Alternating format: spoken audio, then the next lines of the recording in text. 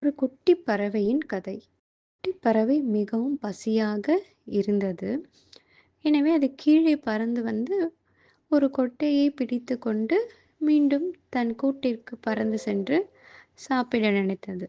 ஆனால் அந்த கொட்டை பொன்னிறமாக மாறியிருப்பதை பார்த்து அதற்கு மிகவும் ஆச்சரியம். இதுவரை அந்த பறவை இவ்வளவு பளபளப்பாக எதையும் பார்த்ததில்லை. பசியை மறந்து இதை விற்கலாம் என்று நினைத்தது. அது உள்ளூர் சந்தைக்கு சென்று பறவை வியாபாரியிடம் 30,000 பணத்திற்கு விற்றது. கொட்டைக்கு எவ்வளவு காசு கிடைத்தது என்று மிகவும் சந்தோஷப்பட்டார். இந்த கொட்டைக்கு எவ்வளவு காசு கிடைத்தது என்று அதற்கு மிகவும் சந்தோஷம்.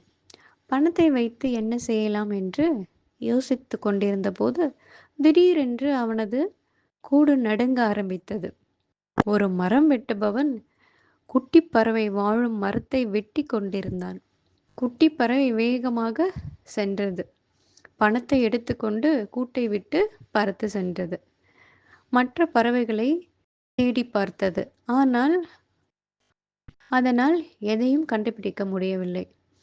அவர் ஒரு மரத்தின் அருகே சென்று அமர்ந்து கொண்டு பறவைகளை பயமுறுத்துவதற்காக மரம் வெட்டுபவன் காட்டிற்குள் வந்தாரா என்று யோசித்து கொண்டு மிகவும் சோகமாக இருந்தது. சிறிது நேரம் சென்று சாப்பிடலாம் என்று நினைத்தது. ஆனால் அது ஒரு கூடு கூட உருவாக்கவில்லை. ஏனென்றால் அவர் தனது பணத்தை விட்டுவிட முடியாது, பணம் திருடு போய்விடும் என்று அவருக்கு தெரியும். எனவே அவர் தனது அருகில் உள்ள பறவைகளையும் அழைத்தார். ஆனால் 2 பறவைகள் மட்டுமே வந்தது. சிறிய பறவை மிகவும் ஏமாற்றமடைந்தது.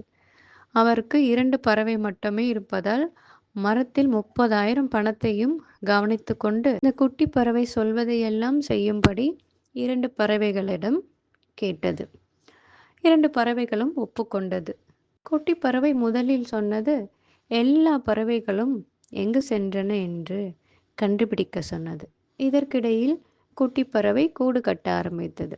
பிற பறவைகள் எங்கு சென்றன என்று தேடி சென்ற 2 பறவைகளும் திரும்பி வந்து மற்ற பறவைகள் எங்கு சென்றன என்று தெரியவில்லை என்று குட்டி பறவையிடம் சொன்னது.